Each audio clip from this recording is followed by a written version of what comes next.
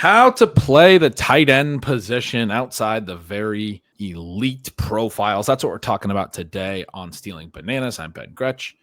You can find my Stealing Signals newsletter at bengretch.substack.com. Starting to ramp up the production over there. Just wrote a very long piece on the Miami Dolphins. With me, as always, is Shawn Siegele. You can find all of his great work over at RotoViz. He just wrote a great piece breaking down the MFL 10 of death, has sent out rankings pieces on FFPC's Big Gorilla. You can get a ton of player takes from Shawn over at RotoViz.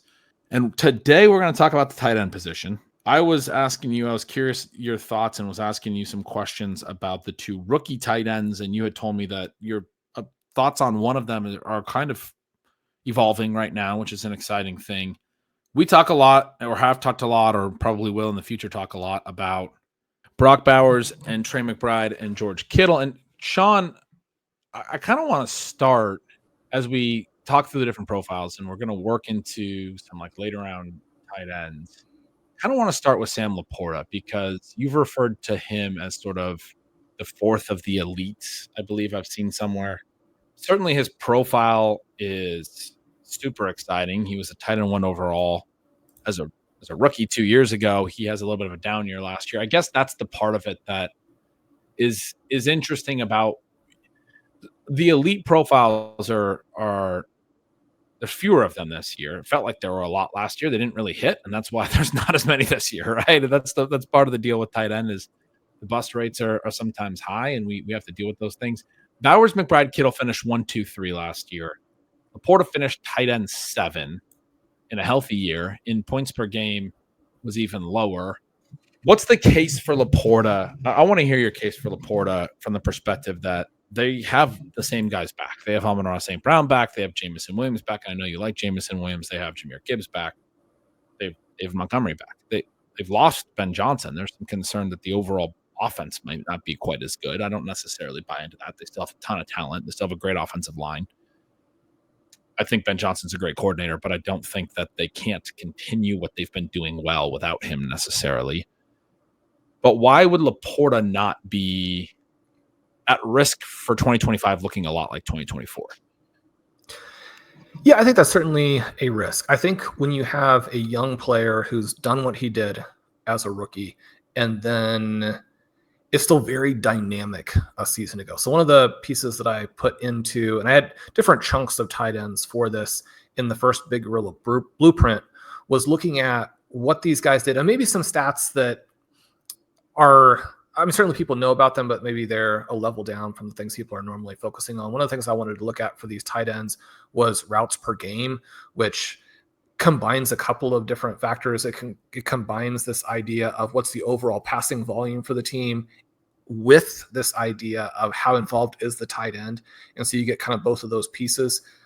For LaPorta, it's obviously not great, right? When you're looking at the elite group, you've got players, and again, SIS has a slightly different route conventions than PFF, but for players like Bowers and McBride and Travis Kelce, they're up over 30 routes per game. Sam LaPorta is just below 25.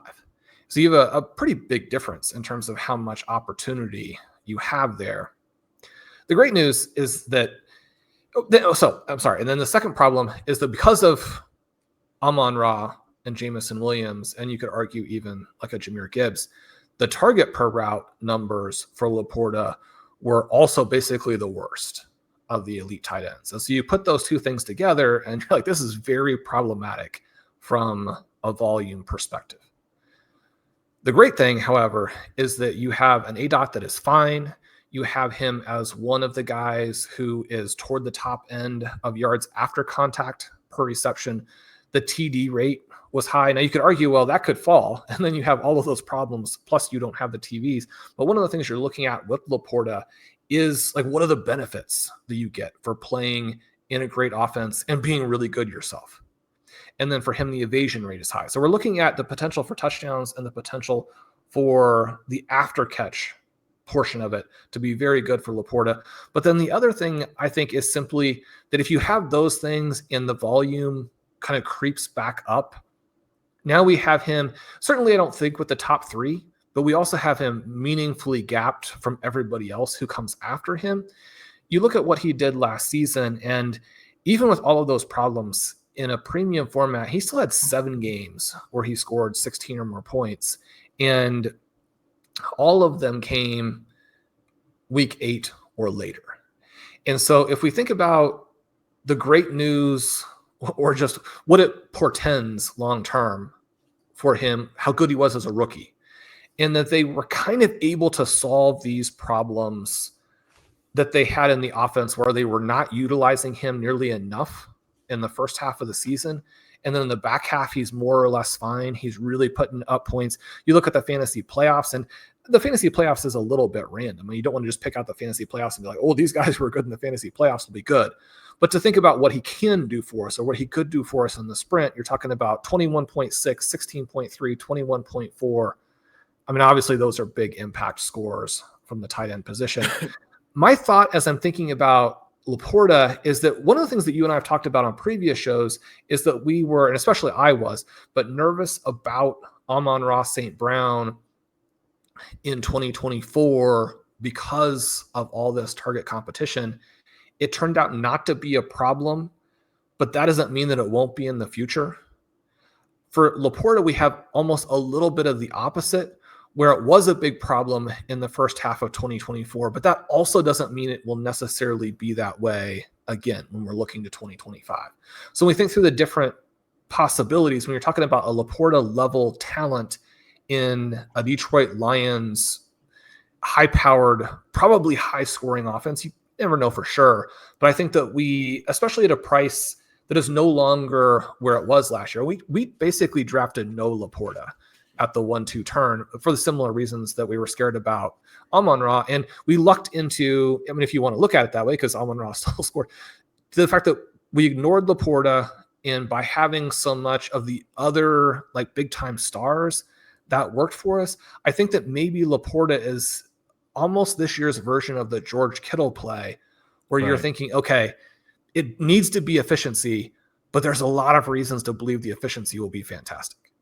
Well, and for Kittle, volume opened up, right? Because Debo shouldn't be the first one to start with, but he gets pneumonia and maybe it's the same player. Ayuk gets hurt. Christian McCaffrey gets hurt. Opens up a lot of volume in the passing game. Jawan Jennings winds up being, like the leader in targets and with Kittle, obviously, and as far as his competition. And I guess that's as you were talking through it, I was like, okay, yeah. So LaPorta is the 2025 version of Kittle from 2024 and how that hit, where you have a really strong feeling that this is a good player. But then with the efficiency, with this idea of the volume opening up, I mean, Kittle still hit on huge numbers in terms of yards after contact per reception and a good TD rate. So then, yeah, you combine those and you really win, but maybe you don't even need that to have a small win. Like you get both paths. And if you're as good as LaPorta, maybe it's not a big loss, even if like it still is a problem in 2025. Yeah, right. I was going to use Mark Andrews as another example. We've had this stuff with Mark Andrews. The 1 year his routes really opened up. He had a monster season, but that's kind of been the Mark Andrews play for a lot of years. And his ADP has been in this LaPorta range where it's like, are the routes really going to be there? A couple notes on LaPorta's 2024 as you're talking through it. His 2023, where he has the overall tight end 1 season as a rookie, he has a 7.4 yards per target, many more targets, but the yardage actually wasn't. That's not bad, but it's just not for a tight end, but it's not huge. He was up to 8.7 last year. So some of the stuff where he saw a lot less volume, they used him more situationally, and it was already more efficient last year, as you were talking through. I'm just giving the raw number. You're talking through how like his after the catch stuff was good and some of that. You also talked about how his production was good late and what he did in the fantasy playoffs. Their week 18 game was that division on the line game against the Vikings that both teams played hard. Jahmyr Gibbs had the 4-touchdown game. LaPorta caught 7 balls on 7 targets in that game for 63 yards. Their playoff loss to Washington, he caught 6 balls on 7 targets for 51 and a TD. He had 6 or more catches, exactly 6 in week 8, one time prior to week 15. You talked about how good he was in the fantasy playoffs. He had 6 or 7 catches in 2 of those games, and then he had 6 or 7 in week 18 and the playoffs as well. So he did it 5 times all year, and 4 of those were their final 5 games. And he had 5 catches in week 14 right before that. The point is, I mean, that was actually the only other time he had 5 catches. So I could change the stat to say that he had 5 catches in 6 games last year, and 5 of them were 5 of their last 6 games. And he had 4 in the other of those last 6 games. So anyway, there's a clear trend here where late in the year, it validates what you were saying, that late in the year, they got back around to fixing the issue of not using Sam LaPorta enough in their passing game within the context of the 2024 season. So I like that point quite a bit as well. So LaPorta's the tight end 4. You've got Kittle, you got McBride Bowers going ahead of that. Those are all pretty straightforward. It's different this year is sort of what happens immediately after that. Over at FFPC right now, the tight end 5 is Travis Kelce. Travis Kelce, it's a tight end premium format. He did catch 97 balls.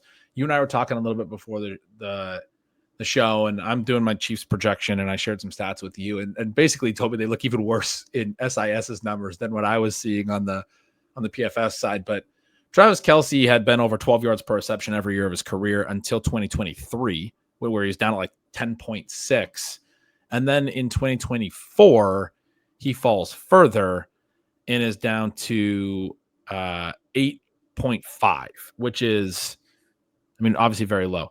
His missed tackles forced per touch was like his evasion rate stuff. This is the number that was even worse at SIS. He was typically in the teens. He was down to 0.159 missed tackles forced per touch in 2023. In 2024, that was down to 0.045. I mean, basically like a quarter of his previous sort of like career low. And you were mentioning to me that some of the SIS numbers show that like 4 years ago, he was in like the 0.3 range, and then it's all the way down to like 0.03. Basically, yak per reception cratered to 3.9 last year. Basically just didn't try to break tackles. He's still going to earn targets, but he's a completely different player. You have routes concerns. He actually had his routes bounce back last year, and he's second in the NFL in routes at 575, but it's tough to bet on that again. And you're really just betting on the catch volume with a lack of sort of explosiveness or yardage production. So anyway, he's going tight end 5. And I think that's evidence, because I think a lot of people are concerned about Travis Kelce's profile and where he's at the point in his career and his age and all of those things. I think that's evidence that there's not a lot of optimism outside of the first few tight ends. And you get to Kelce at 5, and then you go to Hockenson at tight end 6. Very good player. Does have Justin Jefferson and Jordan Addison and a rookie or second-year quarterback that didn't play at all in his rookie year. You have Evan Engram going to a new team. He's tight end 7. You have David Njoku's tight end 8. Mark Andrews, tight end 9, just talked about how he's a good player, but maybe some profile concerns. In Njoku, you have that offense is projected to score the fewest points in the NFL by look-ahead lines. Jonnu Smith is tight end 10 right now, but he just got traded, and basically everyone looked at it and said, well, he's going to drop several spots now that he's in Pittsburgh. You don't have the optimism for a high target share with all these quick hit passes and all that stuff. He's now one of 2 tight ends in the Pittsburgh scheme with Pat Freiermuth. And Arthur Smith really values his flexibility and his ability to block and all of these things, but we don't get fantasy points for blocking in Arthur Smith. Anything in Arthur Smith's offense does not count for fantasy points, as we know. And then after that, we get to Tyler Warren as the first rookie. You get Tucker Kraft and Dalton Kincaid. You get Colston Loveland as the second rookie. They're all bunched together, but that's tight end 11 through 14. Get Jake Ferguson, you get Pat Freiermuth, who's probably going to dip a little. Dallas Goedert going at tight end 17. He's a veteran that's kind of interesting. We might want to talk about Isaiah Likely. Kyle Pitts going tight end 19 now. Brenton Strange rounds out the top 20. He's probably going to run a lot of routes for the Jaguars. There's some intriguing names all through that range and all that group. And I'm, sitting here reading off the ADP for people who are just kind of starting to tune in July and haven't been drafting a lot.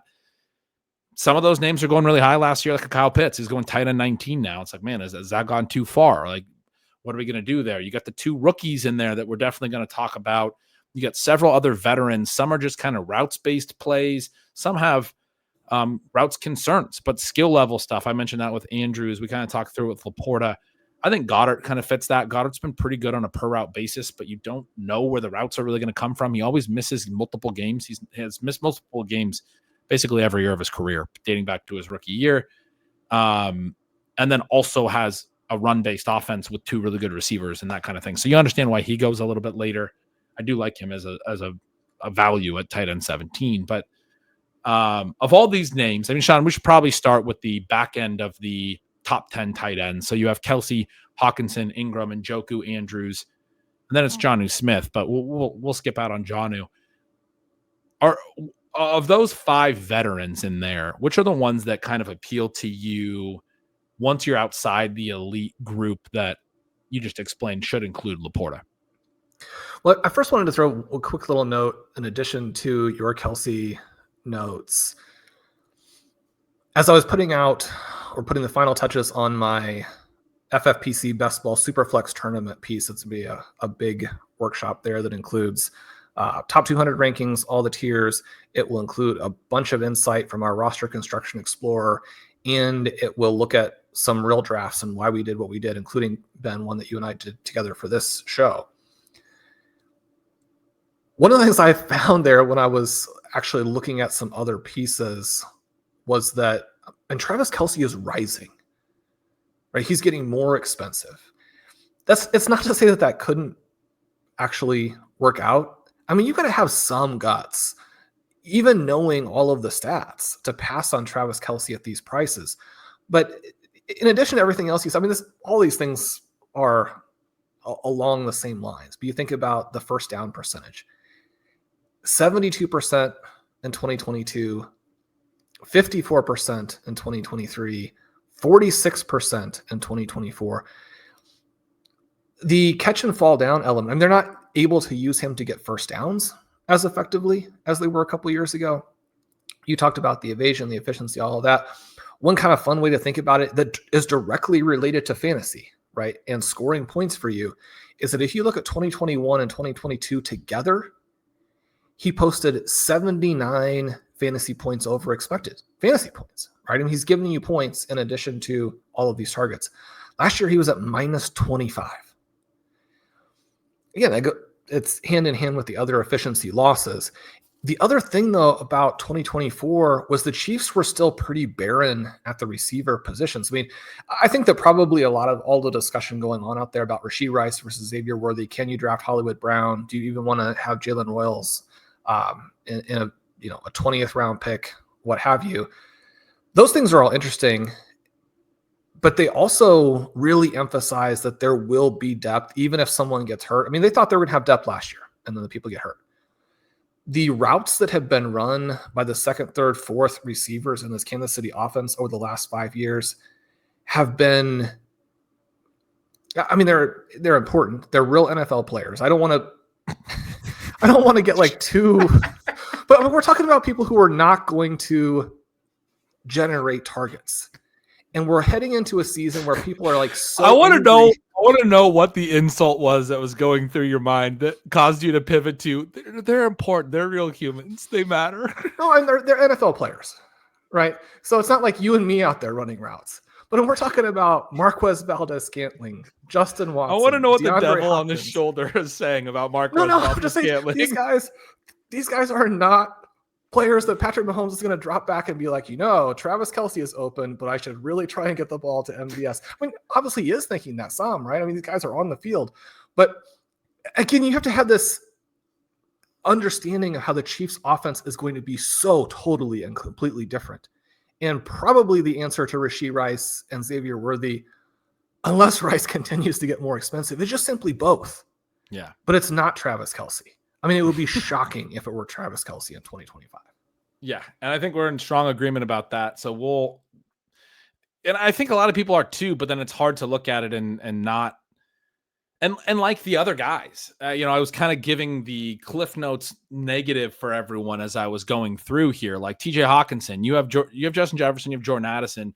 You basically talk about Jordan Addison like he's ranked right behind Justin Jefferson in the league's wide receivers. And you have JJ McCarthy at quarterback.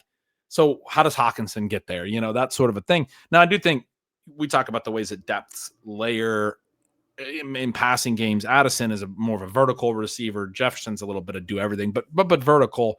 And Hockenson, particularly, when he first came over to Minnesota and was really he's eating underneath these Jefferson routes. And it's a very complementary route combination. I don't necessarily think his target volume overlaps with Addison too much, but if Addison has a real true breakout, it does get tough to be the third guy in the passing game when you have Justin Jefferson and Addison together. Well, we have the same issues that we have with LaPorta, but probably with much weaker running back play. Now, the flip side of that is that you also don't have Jared Goff. JJ McCarthy is priced in such a way that fantasy managers seem to be okay with him as the guy pulling the trigger there. And, one of the thoughts that you could have, I mean, they set out their rookie seasons for different reasons, but I mean, you do sometimes have these guys who have to sit. And then, I mean, Patrick Mahomes' best season comes right off the bat after he sits as a rookie. I mean, you could have JJ McCarthy if he's actually good, and a lot of people do believe that he is. I mean, this offense could just be extraordinary. Yeah. And then he could actually be better than Sam Darnold, who obviously was able to run the offense pretty darn well last year. Well, I think if you're someone who's drafting McCarthy, or you're a Vikings fan, or you're a fan of any of these other guys, I mean, you're mostly hoping that, like, the worst case is that you get 80% of Sam Darnold over the first half of the season, but then you get like 125%, 130% over the second half. And just that, I mean, he's got to be better, right? And with TJ Hockenson, the thing here is that 2022, 2023, second highest scoring tight end behind Travis Kelce. And if you're wanting to play someone who is discounted, then, I mean, Hockenson obviously comes back last year, doesn't score a touchdown, which makes his numbers look worse than they otherwise would be. Whatever concerns you have about TJ Hockenson in 2025, it's certainly not that touchdowns are going to be a problem, right? It's going to be the other parts of the volume. I mean, he could, come back wrong. Like, he could be in the second season off of the injury, still not 100%. I mean, maybe, it's 2026 and we're still kind of making that case, the Javonte Williams case, where I mentioned to you earlier, Chris Godwin was talking about like just how long it actually took him to get back to 100% from obviously the previous injury of this last one. But Hockenson is a guy who, again, because of the complementary nature of this offense, then there's also this element where, I mean, you mentioned Goddard, how he's always hurt because other guys in that offense have also been hurt a lot. He does have these stretches where he spikes.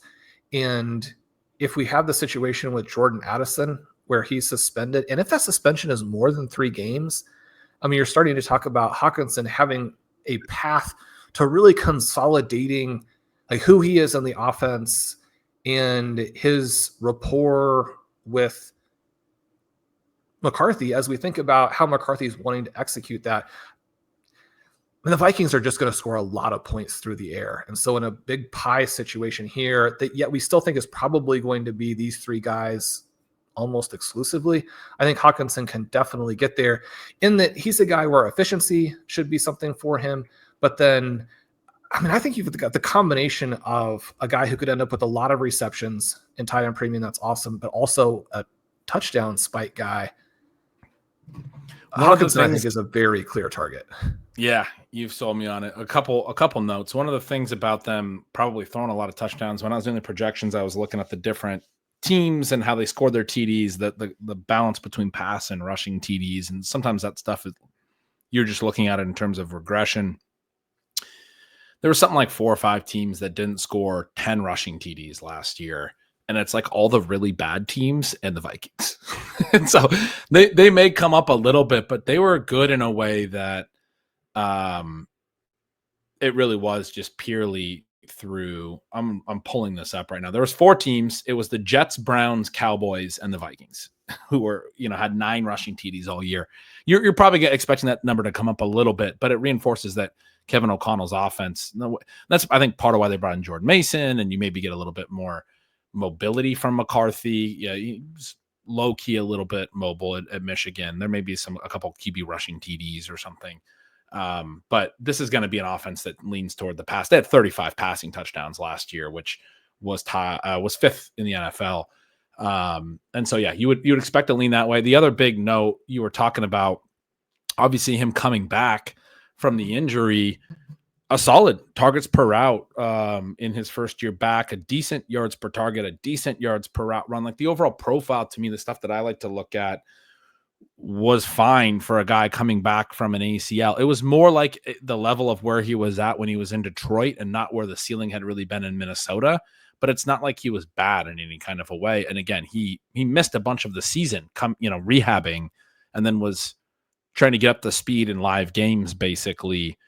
In the one playoff game as well, closes the year with a 5 catch on 5 target, 64-yard and 1 TD performance against the Rams in a blowout loss where basically everyone else gets shut down. He has more receiving yards than Jefferson or Addison. So yeah, he closed the season well. I like what you're saying there, that he's a pretty clear target. Beyond him, Evan Engram, a lot of people talking about the Broncos. I guess we don't really need to talk about every single player, but Engram, Njoku, Andrews. I really want to get your thoughts on Tyler Warren and Loveland. You said to me before the show that Warren's a guy that you're kind of changing your thoughts on, that you had kind of been thinking about in redraft. Maybe wasn't a play, but now you're thinking maybe kind of is. So with Warren, we have, I think, a combination of like tiny changes that when you add them all together, you start to look at it and think, okay, well, my ranking and my overall thought process about this player has probably been wrong, right? So to go through those quickly, the first one is that the threat of Anthony Richardson being the QB in 2025, it's still real. It's still there. We shouldn't pretend that it's completely gone, but it's diminished and pretty meaningfully diminished to where we can really start to think about what this offense will be as sort of a normal NFL offense. Not necessarily a high-powered offense, not necessarily a good offense. You're talking about Daniel Jones being the guy who's the QB instead. But, I mean, one of the things that was interesting to me that I put in the MFL 10 piece, which includes like my 15 most controversial players, my favorite players in each round, that kind of thing, was looking at both Michael Pittman, where it makes sense that Richardson crushed him in games where he was the main guy last year. And then also Alec Pierce, which you're thinking, well, people kind of liked Alec Pierce in part because of Richardson and the vertical arm. It's like, no, Alec Pierce was also way better when Richardson wasn't playing. It just, I mean, we know all of these things, but it's just so stark. It is a seismic change when you're thinking about not having Anthony Richardson back there. So then the next part is that Warren has been one of these guys who is generating the practice enthusiasm. I always like to say, if you're not generating practice enthusiasm right now, it's a huge problem. And that's one of the reasons the Luther Burden's price is in free fall, is that people like, if you can't generate puff pieces today, then I mean, your team is already like end of the world with you as an early round pick. But the fact of the matter is that people think he's going to be very, very involved. And as I was looking at this and thinking about Michael Pittman and how good he is in the underneath, when I'm thinking about Josh Downs and how, I mean, just a massive target hog when he does play. I mean, one of the things with Downs is he's very route limited because it is those 3 receiver sets, right? But when he's out there, he draws the targets. He gets the yards per out. He does all of that. Like, how are you going to be a rookie where in that tight end, and it's been especially the case in recent years, although it doesn't mean it will be going forward, but you're talking about tight ends being underneath targets. Like, how are we going to feed all 3 of these guys? Well, I mean, again, the one player is maybe route limited. The other one is Michael Pittman, who, yeah, you expect him just to bounce back, but there are also some things with the bounce back profile, thinking about the work that Blair has done, where I'm like, it's just so easy to explain why 2024 was bad for him. And yet the red flags are red flags, right? I don't think we can ignore that completely.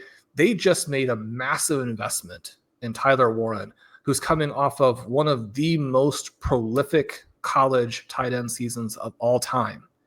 And if they're committed to him being very involved early, then, I mean, probably shouldn't ignore the possibility. I don't think there's really any chance that he can be Brock Bowers, but there's a huge difference between being Brock Bowers and just breaking everything and being Sam LaPorta and still being very helpful at those prices. If you start to say, well, he could be 2023 Sam LaPorta, now we're talking about someone you got to get some exposure to.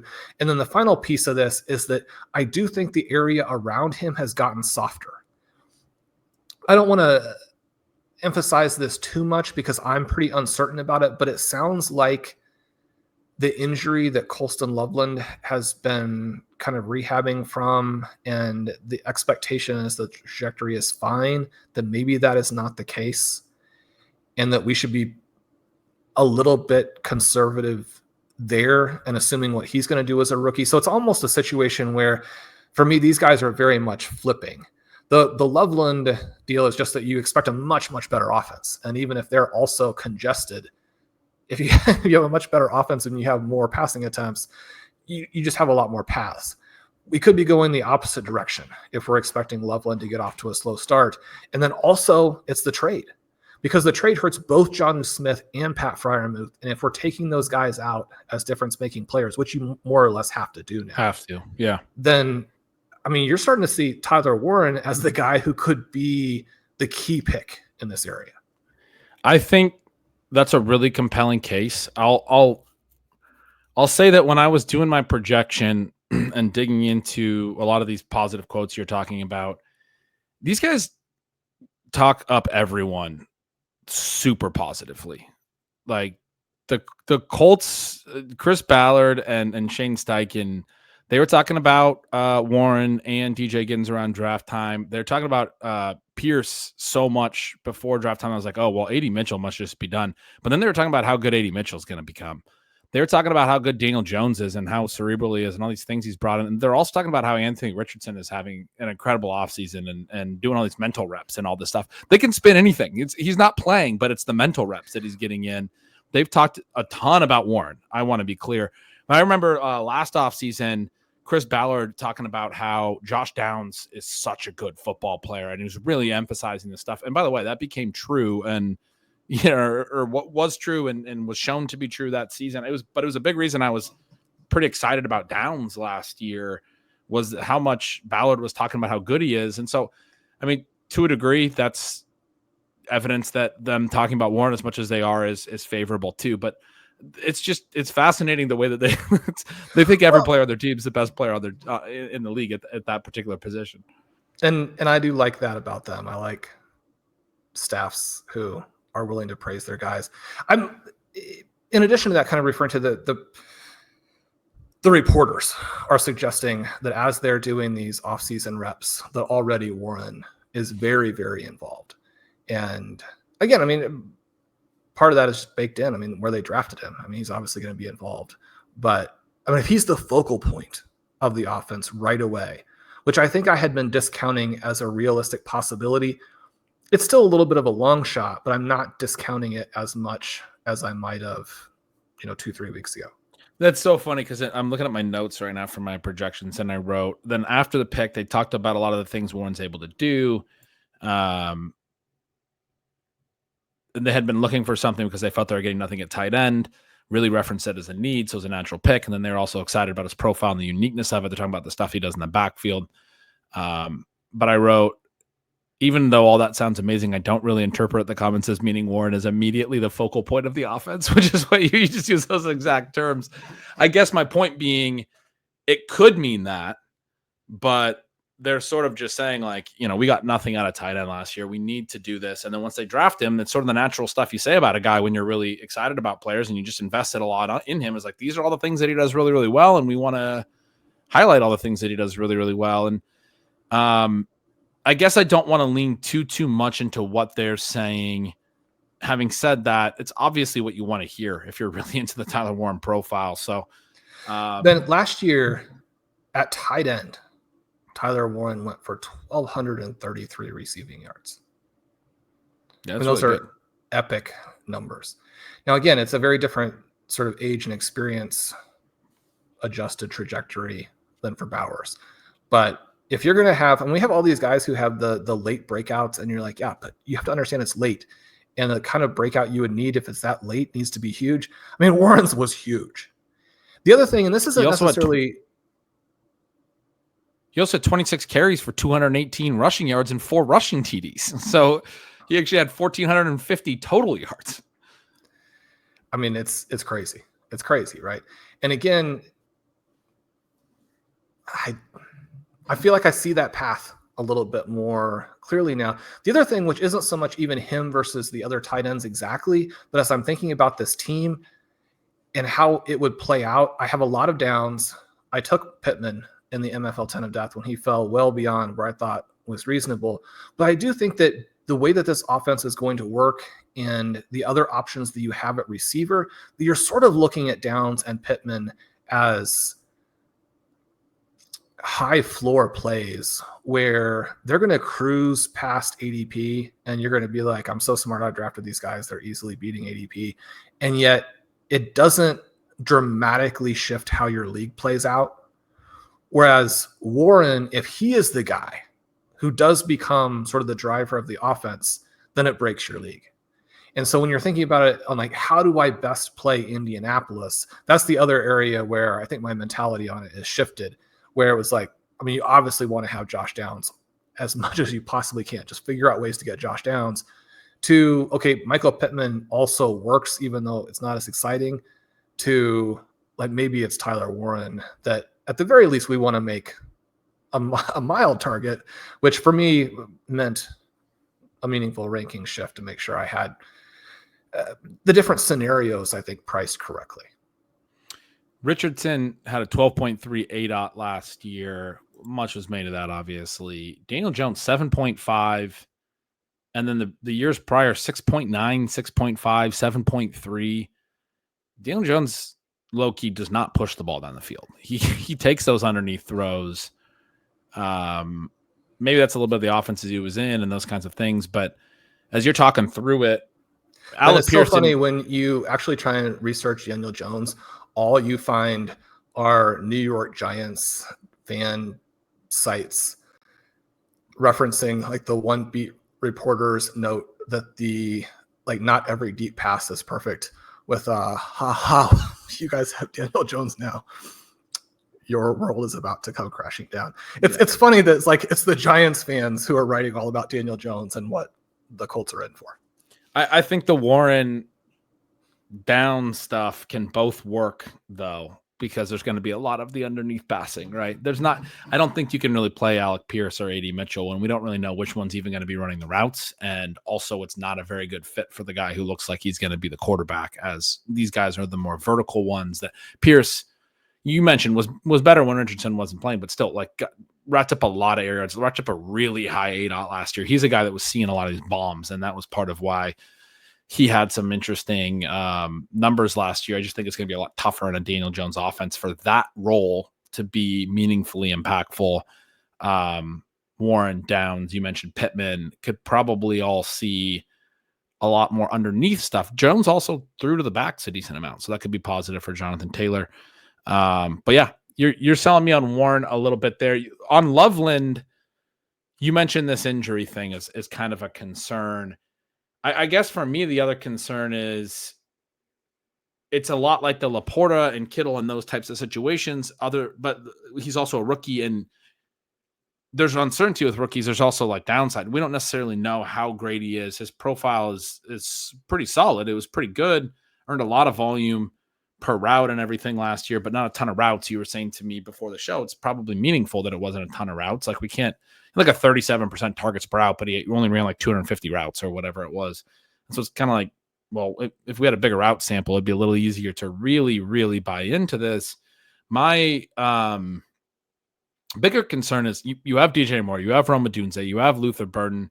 You still have Cole Kmet as a potentially meaningful secondary tight end to the ways that Loveland's rookie season goes. Probably not his career, right? Like if Loveland is the guy that they put all this draft capital into, but I guess, the concern for me is that we've been preaching for years now that the long-term rookie tight end trends that they don't really produce right away doesn't mean that that's always going to be the way that it has to be. And we've seen that to be the case the last couple of years. Obviously, LaPorta in 2023, Bowers in 2024. We see these rookies step in and produce right away.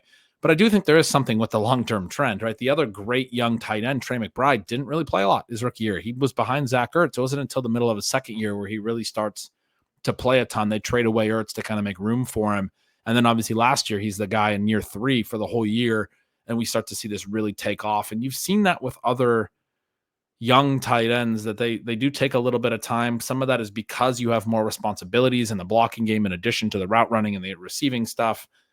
Maybe Loveland will be another one of these rookies that hits right away. I guess when I see Kmet there and I see the other receiving weapons, I do get a little concerned about the long-term rookie tight end stuff. And then you're telling me he's got a little bit of an injury and maybe he's not getting as much practice time right now. And I'm starting to think, well, maybe Colston Loveland's a guy that I want to play for 2026.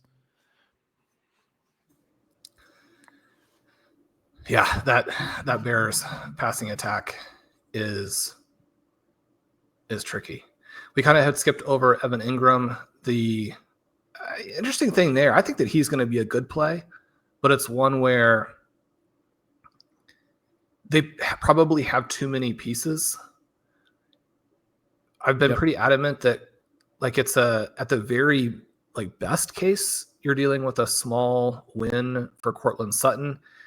You could probably take that note to Engram, but with, again, the difference being that hitting on a tight end is more valuable than hitting on a receiver in terms of thinking how to construct either a main event team, a big gorilla team, a BBT team, certainly a super flex tournament team. The other thing that is interesting because it may or may not make any difference is just the after catch metrics for Engram were not as strong last year, but it probably is going to be the case that he catches the ball with no one around him, and he is athletic. And so, I mean, you probably have to have another significant decline in terms of what he is after the catch for any of that to be a problem. The guys that we're moving into here in rounds 9 and 10 that we haven't really talked about, you have Tucker Kraft, pretty exciting name. You have Dalton Kincaid, who has settled in at that level after being a mega bust last year. And then you have Jake Ferguson settling in there after. I mean, it's easier to kind of write off some of the things that happened with the Cowboys, but he was obviously a big disappointment as well. I think I'm pretty out on Engram. You just talked through, you're kind of making a case that there's some positives there. And I haven't really been able to articulate why I'm pretty out on him. But as you were talking through what could be sort of the positives for him, I was basically like, yeah, no, I'm totally out. He's not that efficient with the ball in his hands. You talked about he's athletic, but you were saying like his yards per reception, his yards per target stuff, not very good. He's been a volume guy, a lot of routes, a lot of targets, that kind of stuff. I think people see the Sean Payton comments that they got their Joker or whatever, and they're like, oh my God, he's going to be Jimmy Graham, like Jimmy Graham in the Sean Payton offense with the Saints. Like he's not going to be. He's not that player, right? And then, as you said, there's too many guys. Like, and one of the things with Sean Payton's offense is he's spreading it around a lot of different ways, a lot of different packages, different ways that he's doing things. Even when guys are efficient, they don't earn more volume in Sean Payton. Like Marvin Mims was really good at times last year, but like still could not run enough routes to be meaningful for fantasy because it's all just sort of package specific. But the one thing about Henderson Sutton is like out there listening, like, you mean just because you're efficient, you don't get more targets in the Saints offense in the Payton offense? Yeah, exactly. And then the other big part of it, as you were talking through this, like what Engram needs is the short area targets for catch and run stuff. But you and I were talking before the show a little bit. The thesis last year, they're going to throw to the backs a ton because Bo Nix did this a lot in college and all of that. It didn't really hit, but they were still fourth in the league in running back targets, even though they started using Marvin Mims, a wide receiver, as their split back and shotgun, or whatever. Their swing pass guy out of the shotgun formation. They went out and took their heaviest usage running back and let him walk, Javonte Williams. They drafted a running back in the second round who can catch, RJ Harvey. They signed one of the probably more talented free agent running backs that was kicking around. I mean, people have their issues with J.K. Dobbins, but they completely overhauled their backfield. Their top two backs this year are going to be completely different from last year. And I think it's a pretty strong indication that, number one, that they weren't happy with what they got out of the running back position last year, and that's going to be a little bit more of a threat to some of that's why I'm also probably out on Marvin Mims. Like he just didn't get enough routes even when he was playing well, and then now he's actually kind of competing with running backs for that stuff. He'll get sporadic work. I just don't think it's going to be enough. I think with Engram, you're really hard pressed to see how he can run enough routes and get enough volume to be consistently really, really good. I think he'll be fine. I think the passing game will be efficient. I think Bo Nix will be good. I think Sean Payton's going to dial up good stuff, and Ingram's going to have some production. I don't see a ceiling there. I think it's going to be fairly underwhelming because of the ways that they rotate different things. And so not thrilled about that. I want to get to Kraft. I guess I would cape for David Njoku in this range. I was saying to you before the show that in my targets per out run right up at the end of the year last year, I wrote about how he kept his 2023 gains and even set another new targets per out run career high while he also kept his low ADOT. The efficiency wasn't very good. But one of the things I said about him last year, and then he was on and off the field, was banged up. One of the things I said about him last year was that everyone's concerned that it was just Joe Flacco that he was productive with at the end of 2023, and Flacco was now gone, was probably overstated because they basically had figured out the best way to use David Njoku on these like catch and release and then block and release, catch and run like opportunities where this is big athletic dude. And he now has back-to-back seasons of targets per out run over 23%. Yes, they added Harold Fannin, which I think is a real concern because he's potentially really exciting. But if he plays, he may play more as just like a slot wide receiver, and they may have both tight ends on the field together. The other thing is Joe Flacco's back. He's probably going to be their starting quarterback week 1. And so if you remember those takes from last offseason that, Joe Flacco just loved David Njoku, and now that Joe Flacco's gone, David Njoku's 2024 is going to be much worse than the end of his 2023. Well, Flacco's back in 2025. And I think you have the potential for a lot of dump offs to David Njoku and this type of usage that was meaningful. And it's basically the Evan Engram play, but I think there's a possibility to really consolidate target share in a way that I think is harder to do in the Denver offense. And then Mark Andrews is the other guy, Sean, where we're talking about like a really athletic player, a really good player. He had the car crash early in the season last year or in the offseason. That was kind of a weird thing. And he wasn't really playing a lot of snaps early in the year.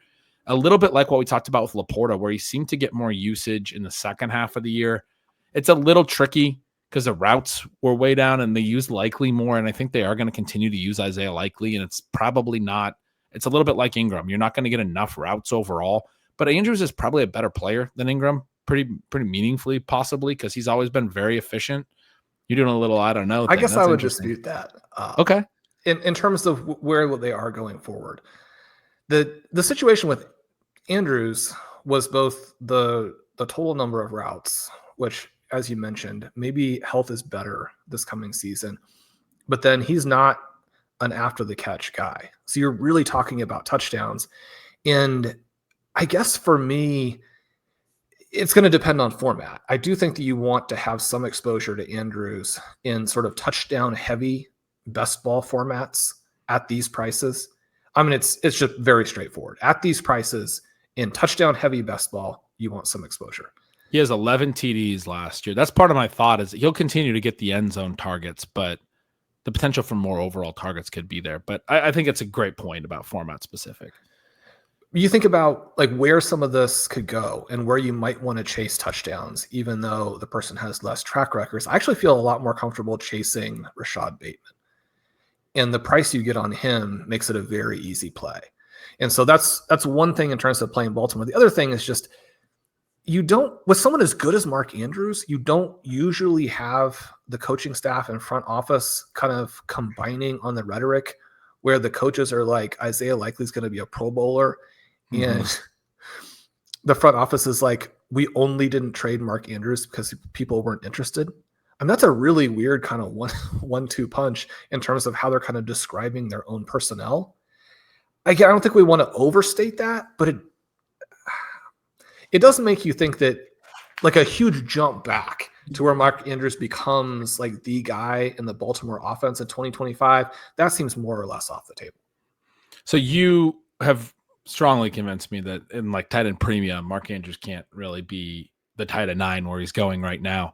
And with Jonnu Smith now removed and sort of vocalizing some of my concerns with Engram and even what I talked about with Njoku is sort of, I mean, the Browns don't project to score a lot of touchdowns. It's sort of thin, I guess. We are getting to this point that you made when we're talking about Warren, that this range is scary at tight end. And so that may be why Tyler Warren ends up the star in this range. And so that's a strong point. The other guy that you have alluded to that we want to talk about is going tight end 12 right behind Warren in this range. That is exciting, is Tucker Kraft. And Tucker Kraft is sort of the exaggerated version of Sam LaPorta, where there aren't many routes, and then he's also not drawing a lot of targets per route, and you're thinking, well, the whole thing is just a non-starter, right? But it was a part of this collapse in volume and confidence in the Green Bay passing game in 2024 that was coming off of the season where their passing game at the second half of 2023 had been unreal. You dive into Kraft then, and you're like, okay, well, Kraft was number one at the position in evasion rate. He was number one in yards after the catch per reception. He was number one in yards after contact. He was number three in total fantasy points over expected, which that's harder to do when you have lesser volume.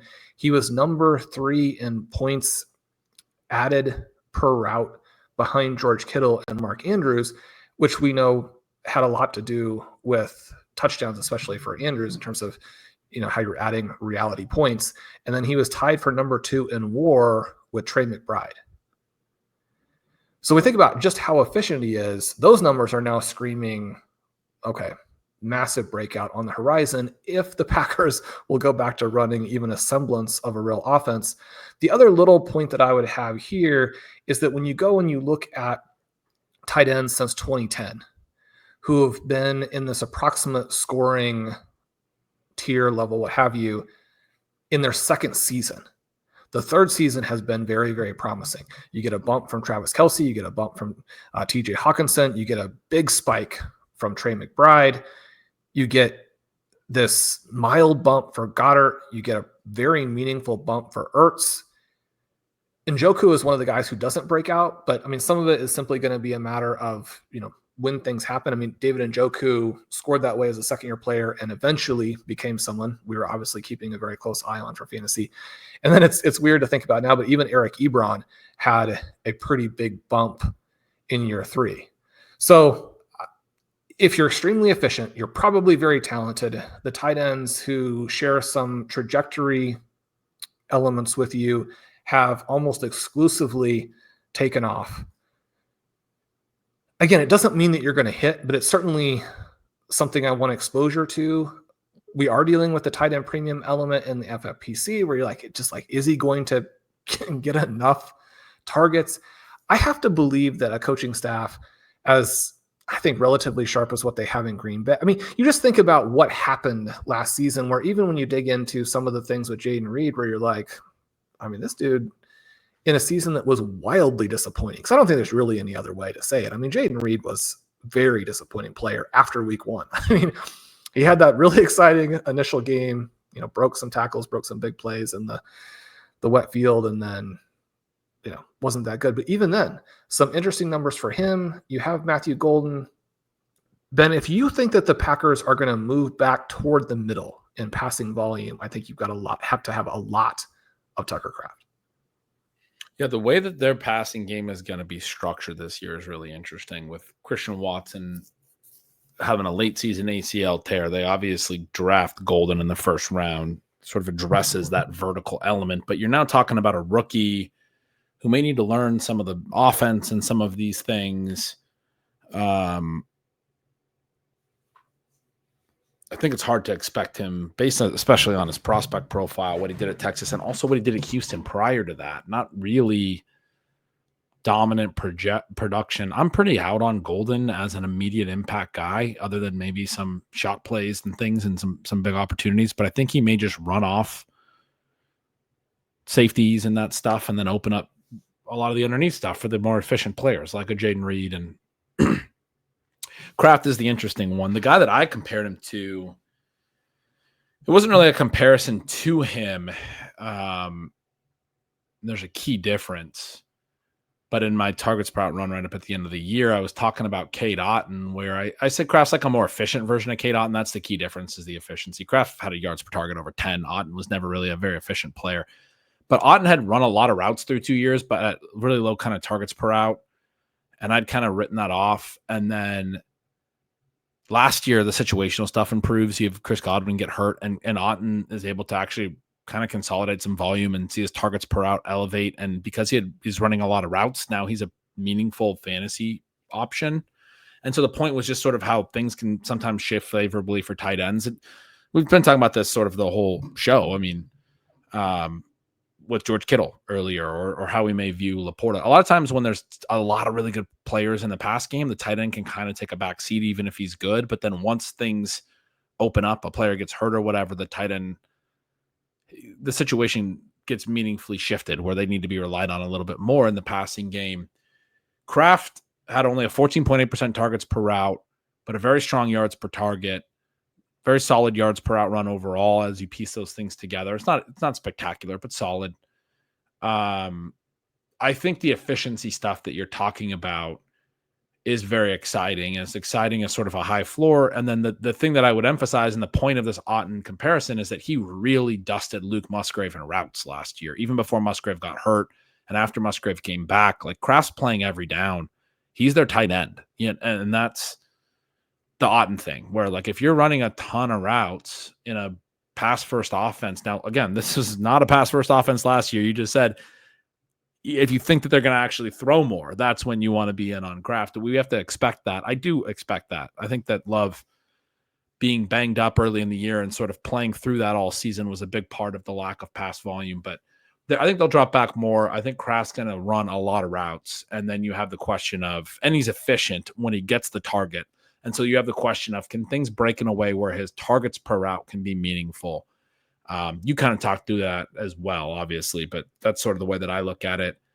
Similarly, get to the same conclusion that it's a worthwhile bet when you have a player that you think is good in that kind of a spot. Usually efficiency leads to volume, right? Maybe Matt LaFleur, who we think is a sharp coach, would actually call more of these types of plays or design more things to get the ball in the hands of Kraft. So behind him at tight end 12, we get into sort of more late round tight ends. You get Kincaid not much later, Loveland, Jake Ferguson, who even in a season where they didn't have a wide receiver 2 at all, I mean, Jalen Tolbert was bad. Ferguson struggled to earn more volume and lost some efficiency. So I'm pretty out on him as more than just, again, a routes consolidator, because now that you have Pickens there, it really just, to me, feels like you're going to get a lot of Lamb and Pickens. The other thing we saw in this pass offense last year, I noticed as I was going through my projections, is their other efficient receiver was Kevontae Turpin, their kick returner, who only ran like 200 routes, but he had over 2 yards per out run. They used him mostly out of the backfield because they really like needed more playmaking in this offense in the passing game. I think it's almost exclusively on the special teams plays, but he's a hilarious one where his name is all over that miles per hour leaderboard. You look at the guys who were fastest in the NFL with the ball in their hand last year. It's just like Barkley and Gibbs and some other people, and then just Turpin everywhere. Turpin, yeah.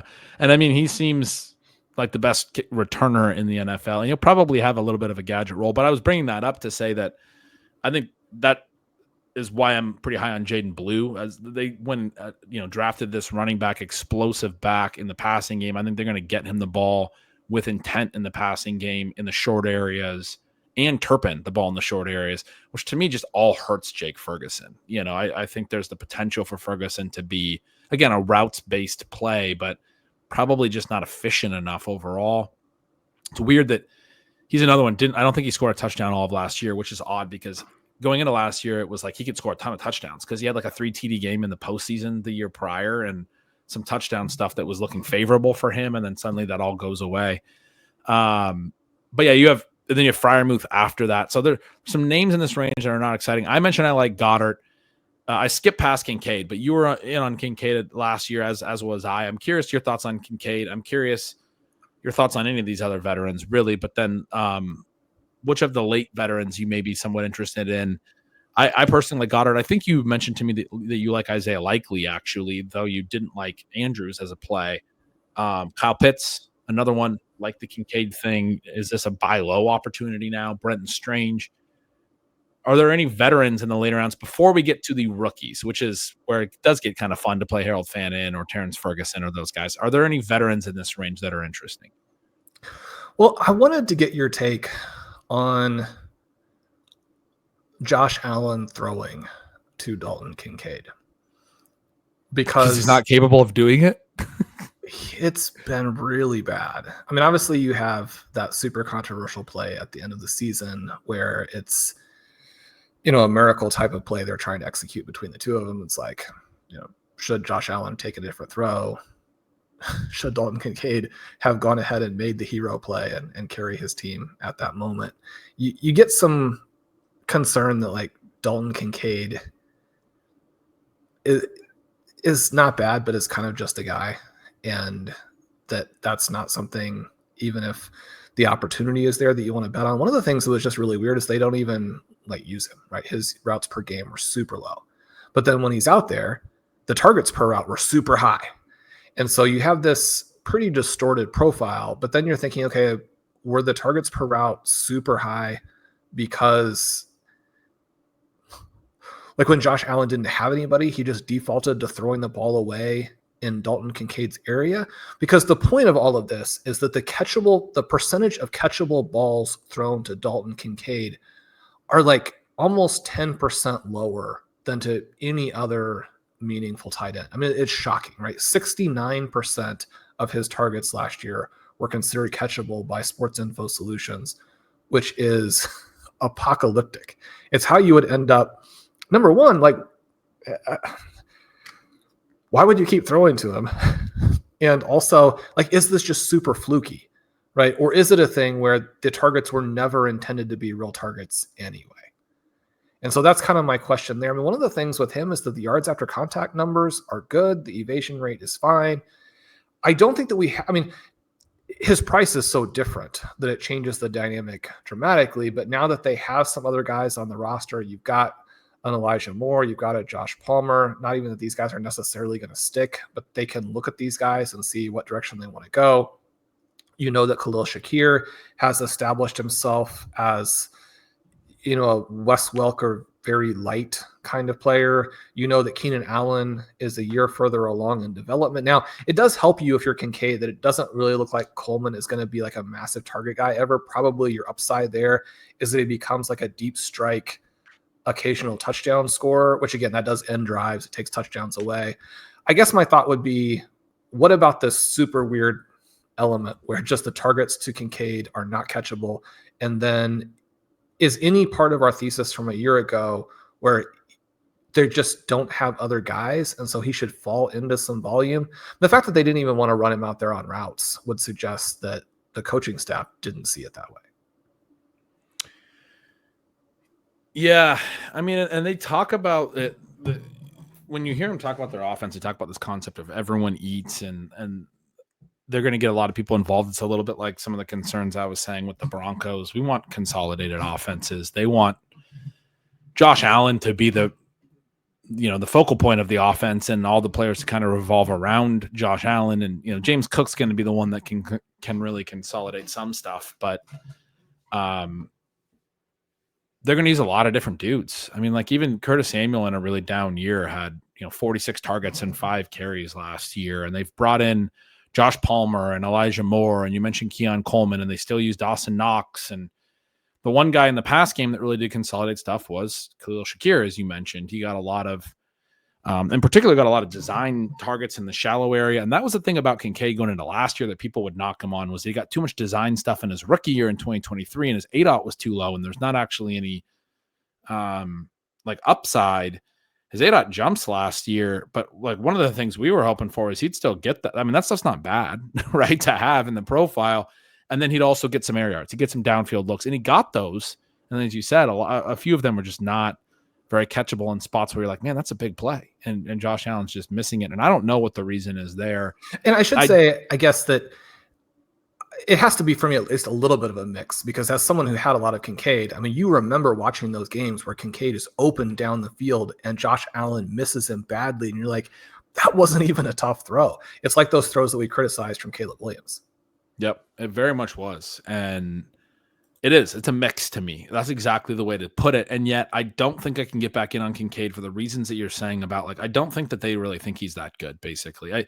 A big part of my thought last year was that he could be still a breakout. He's a first round pick. he had 8+ receiving TDs, and I think basically all of his college seasons. He had 2 years at San Diego where he did it both years as a true freshman, true sophomore. He transferred to Utah. Basically, didn't play in the 2020 year. And then in 2021, 2022, he was at Utah. He played 5 college years, so he's a little bit of an older prospect, all that.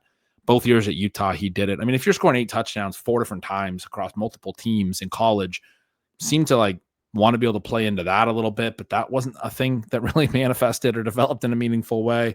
The issue for me, I guess, was the quiet playoff run where, 9 targets in 3 games.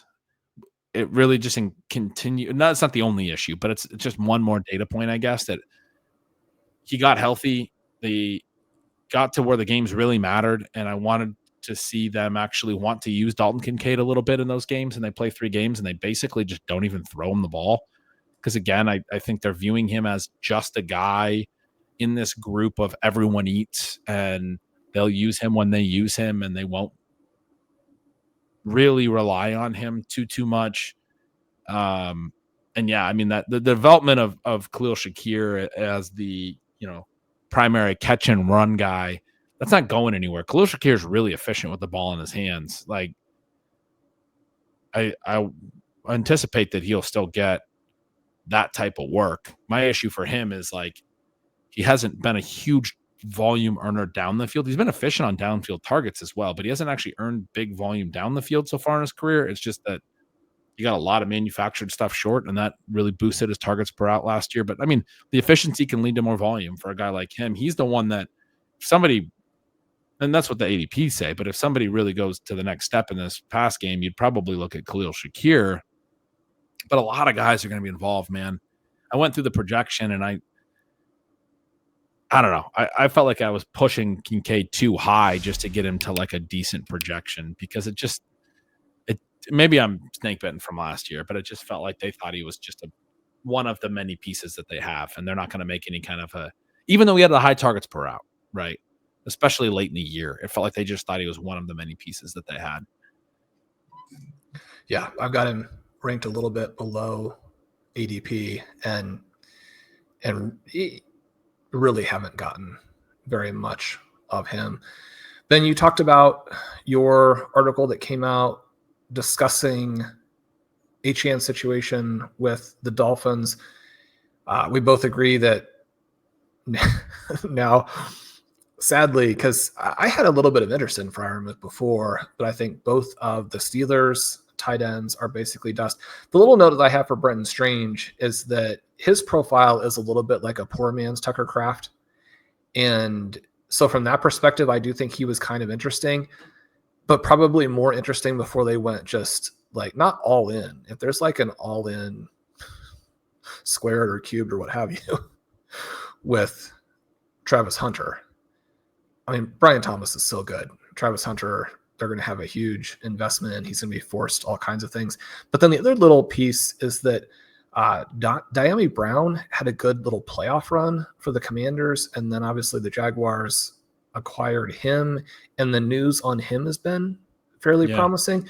And so for some of the reasons that you mentioned, where you just really don't want to have a bunch of receiving targets ahead of the tight end, I guess someone with the relative lack of production that Strange has had, that even in a situation where the team is high on him and some of the notes are promising, it's hard to get to a true upside scenario. Last year, he got a decent number of targets in that late part of the season when Ingram's out and Kirk's out, and even Gabe Davis, who I know people are going to scoff at, but like they had paid him real money to be a part of their passing game, and he was out.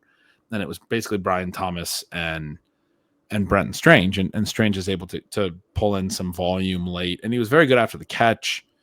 But it was sort of a small route sample, and the breakout comes together at a 1.49 yards per route on 276 routes. And you're like, this is what we're playing now with a guy that, in year one was a 0.41 yards per route, only 85 routes, but like just nothing. And college production, not great. There's just not much total production there. Stretching way back, I would note that he was on that same college team with Tyler Warren and Theo Johnson. And so if there's ever an excuse, a teammate excuse at tight end in college, he would have had it.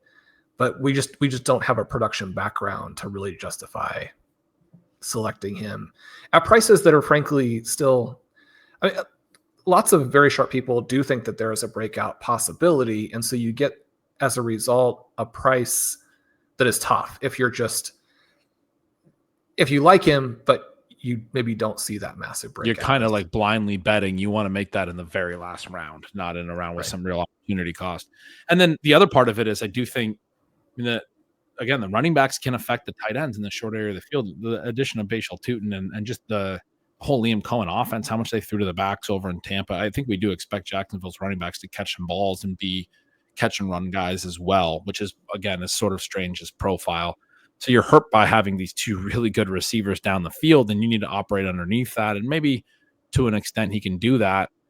But it's also hurt a little bit by having really good receiving weapons in the backfield, probably.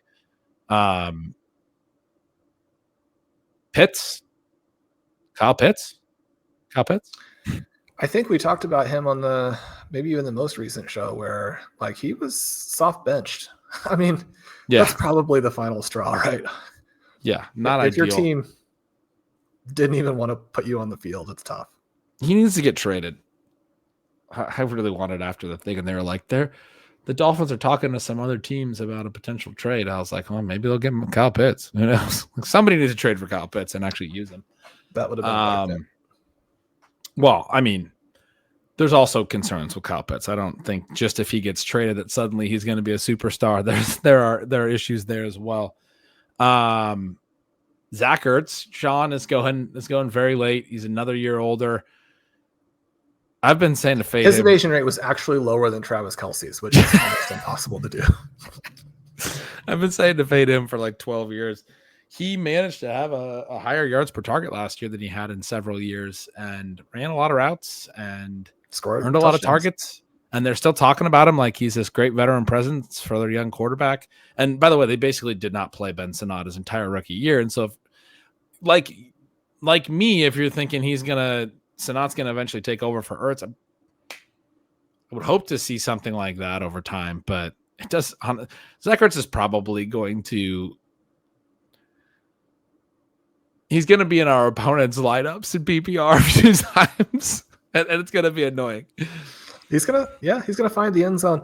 They low-key have a really weak receiving core. I know that there are a lot of Terry McLaurin and Deebo Samuel fans who are like, okay, I'm going to stop listening. But, I mean, it's not very strong. I mean, Jalen Lane is actually pretty interesting. Yeah, he's super interesting, especially with all the ball in hand stuff, the RPOs, the short passing they do. Lane had some really good rushing production, kick return, and punt return production in college. They were giving Olamide Zaccheaus all these quick passes last year. He had like a 20% targets per route, not because he's like skilled at earning volume, but because they're throwing first read RPO stuff to him. Because most RPO offenses consolidate to the number one, but their number one, Terry McLaurin, is basically a deep threat, and the ways that they do it is more. So they were using Zaccheaus for that. That's why Deebo, I think is. I've been telling you this. It's a question of whether Deebo has anything left in the tank, but I do think it's a good fit for his skill set. You've made a good point to me that Ben sends me. I gotta break in here and say that Ben sends me this email where it's like the little thing that you can see as you pull it up is like beat reporters are asking if this guy has weights and issues, and I'm like, well, we already know that Javonte Williams has weights and issues. And then I pull it up. It's like video of Deebo, and I'm like, okay, well.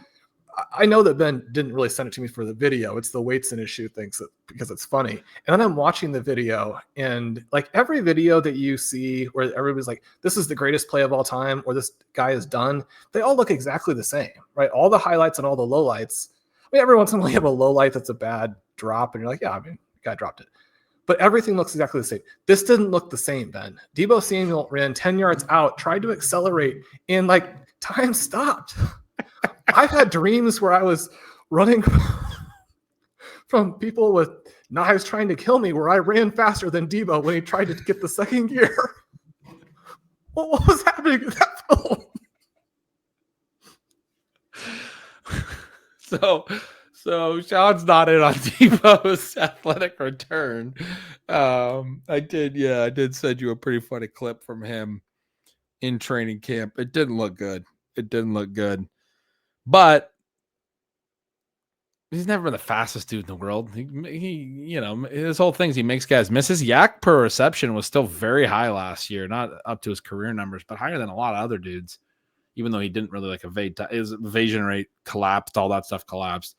He's gonna get volume. He's gonna get these quick hits that Olamide Zaccheaus was getting. But if he's really bad, then Jalen Lane is legitimately really interesting in that role too. He would be the next guy up for sure in the Olamide Zaccheaus stuff. You would think.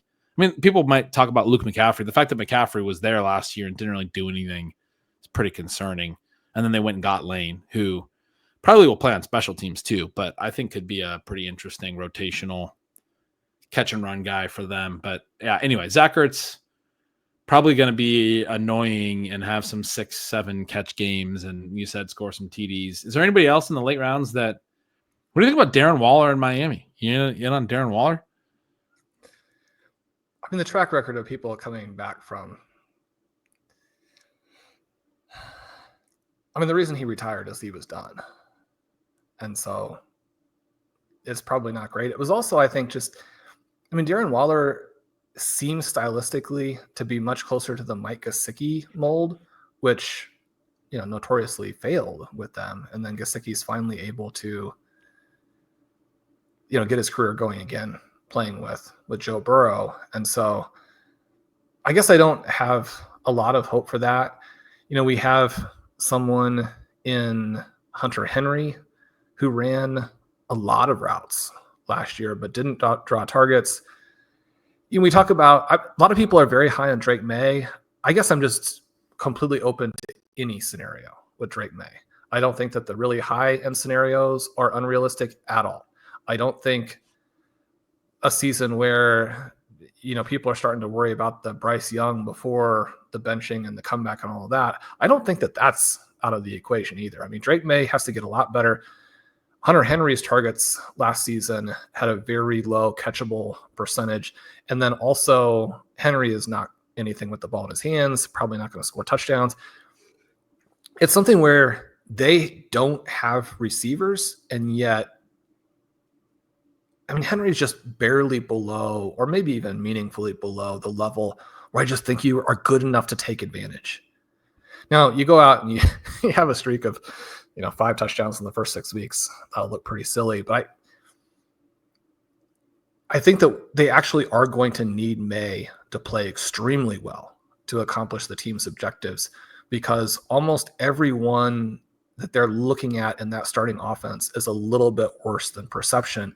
And when you start to stack that all together, you just end up with an offense that, yes, the offensive line will be better. Yes, the coaching staff will be better. May will be more experienced, but you still have a huge talent problem. And part of it is Henry, right? He's not the person who benefits from it. He's part of the issue. We like Terrence Ferguson and Harold Fannin, the rookies. We'll talk about them a lot. We've taken them in the main events and talked about them a little. Jatavian Sanders, another one. Year 2 guy, getting a lot of positive buzz. Man on a mission, he was called by Dave Canales in Carolina camp. Didn't do a lot last year, but if you want to bet on somebody kind of taking a second year step forward, that's a cheap guy that makes some sense. The late rounds, there's, whatever. Some other guys, Kate Otten stuff, guys that are going to run routes, but there's not a lot there. I think the conclusion for me, as we talked through this, and I didn't come into it with this conclusion necessarily. I've always liked elite tight ends, but conclusion for me is, so it's like, if we're just trying to wrap a bow on this for the listener, so what are you saying that we should do? You said that this was going to be a breakdown of all the non-elite tight ends, how to approach the tight end position. We talked through that mid-range and said, well, a lot of those profiles are not that exciting. There's some interesting ones when you get into that range. There's some names that we will be willing to target, but we're like, you better just go with the rookie, or some of the uncertainty-based upside to go a little bit further. And we're talking about, Pat Frymuth would have been interesting, but he's not. I like Dallas Goedert. We talked about that. We didn't really go into him a ton, but we basically just knocked Jake Ferguson and knocked Dalton Kincaid and knocked Kyle Pitts and knocked Brenton Strange and earlier knocked Mark Andrews and knocked Evan Engram. And I think the answer, what do you do in all these ranges, is you have tight end figured out earlier. You take Brock Bowers, or you take Trey McBride, or you take George Kittle, or you take Sam LaPorta. Yeah. And there are some other names in there that I mean, the takeaway probably is that if you get stuck, the guys like Hockenson and Warren and Kraft are your escape route. I do think that tight end is so fascinating because it is one that does actually change pretty dramatically by format, where especially if you're emphasizing how do I put together the best starting lineup, I'm going to outdraft people at some other spots. You think about Big Gorilla, you think about Main Event, get yourself an elite tight end and outdraft people other places and have that be a position where you just dominate your opponents. You think about FFPC Best Ball, and the roster construction explorers are just like, keep drafting them, keep drafting them, keep drafting them. I think that some of the guys that we were lukewarm on, you can take in FFPC Best Ball, in that it's going to give you a little bit better sort of mix of exposure. It's going to fit with the constructions that you want. And then you keep doing it. You mentioned Jatavian Sanders. I mean, he's a really good pick. So you have him along with some rookies. You can get the depth by taking players at all position or at all areas of the draft. You know, you really want 4 in that format, right? So 1 early, a couple in the middle, 1 or 2 late. That's how you get it done. You can probably get to that. And then in the fields or the tournaments, the formats that are essentially touchdown scoring, weekly events from the best ball optimization perspective, then I think you can spread it a little bit more to some of these guys who are weaker. And now the elite tight ends are priced so much more cheaply in those that you still want to get some exposure, obviously. But a lot of tight ends actually works pretty well in that too, in part because the more tight ends you get, the more likely you have the guy who scored the touchdown that week. And it also does allow you to, again, create that exposure mix that probably works pretty well for tight ends in best ball, just in best ball in general. So I think that understanding your format is a key part of tight end. But certainly I think you want it to be skewed in the direction of kind of the main names that we talked about today. Yeah, I think those are great notes about best ball. I was thinking more as it relates to redraft managed, your home leagues. We always get those questions. We're coming up on that time of year, and it's like, how do I approach my normal fantasy league? And a lot of those leagues that we hear is they're a lot softer at the wide receiver position, and that that wide receiver cliff doesn't come as early. They can get some values and still get their wide receiver depth. They have a little more room for early detours. I mean, I feel like one of the points I made last year, I felt that there were 7 elite tight end profiles all the way through the George Kittle pick, and obviously Kittle proved that he was an elite. The 6 ahead of him did not necessarily, other than McBride and pretty much just McBride. The others all kind of struggled. But the other point that, as we broke down the tight end room, that I like to make was that the tight end 8 to tight end 10 range was a stronger second group than most years. And my point there was that most years there maybe was only 3 elites, and then that second group was like tight end 4 to tight end 6. And my argument was the tight end 8 to tight end 10 group last year, which was Njoku, Engram, and this rookie named Brock Bowers, was better profiles than the tight end 4 to tight end 6 most years. And so it was weird. It was a weird tight end year. And a lot of them did not hit. And we talk about this every year. There's a lot of times better profiles than the way it actually pans out, because offenses don't prioritize tight ends. Tight ends get injured at a little bit of a higher rate than other positions. Because of that blocking element, they can just end up running fewer routes. And there's just fewer of them overall. It's easier for there to be like a stretch of, like, if there's 7 profiles, I really felt like, of those 7 that we'd get some real upside in the top. And I mean, I guess we technically did with McBride and Kittle, but basically none of the other ones. But still, even with 7, it's 7, like at running back there, those tiers stretch longer, 15 players or whatever. Or wide receiver, there's so many more there's 3 receivers on every team. Some teams have multiple good receivers. Some teams don't have any good tight ends when they have 2 tight ends, because that's the way that fantasy football works and football as a sport works. And so you get into these small sample size issues is sort of the point that I'm trying to make, that impact why when you look at data over multiple years, people think that elite tight end works or doesn't work, or other things work or doesn't work. It requires you to be a little more nuanced in the way that you think about the position, the profiles, and how you want to analyze it going into a season. The reason I'm going through all of this is 2025 to me looks like one with a smaller group of elite names than last year, especially. That second group starts, that's, a little bit down, starts earlier than last year, and is again weaker than the tight end to 8 to 10 last year. What I thought Njoku was coming off his 2023, and even what Engram was coming off his 2023, and especially what Browers was as a rookie last year in that tight end 8 to 10 group, I think is better than the tight end 5 to whatever you want to call it, 8, 9, 10 group this year, which starts with Kelce. We talked through this group, right? Starts with Kelce, includes Hockenson, who we do like, but includes Engram at tight end 7 this year. He's not as good at tight end 7 this year as he was at tight end 8 last year, in my opinion. He's on a different team, a worse situation. He's not as good of a profile as Njoku was at a lower price last year, or Bowers was as a generational rookie prospect at a lower price last year. So if you go through that and you think about how that pans out of the course of a season, you think about the late tight ends as well, having some holes. There are names to target, and you talked about it. And when you're in best ball, you have to find targets in those middle rounds. But if I'm in a managed league, in a redraft home league, I'm thinking about this is a type of year where Brock Bowers or Trey McBride or George Kittle, one of these guys who hits a ceiling, can gap the field at tight end by 100 points, because there's just not that many great tight end profiles. And I want to take the swing at that. I think that could be really meaningful to trying to win my league.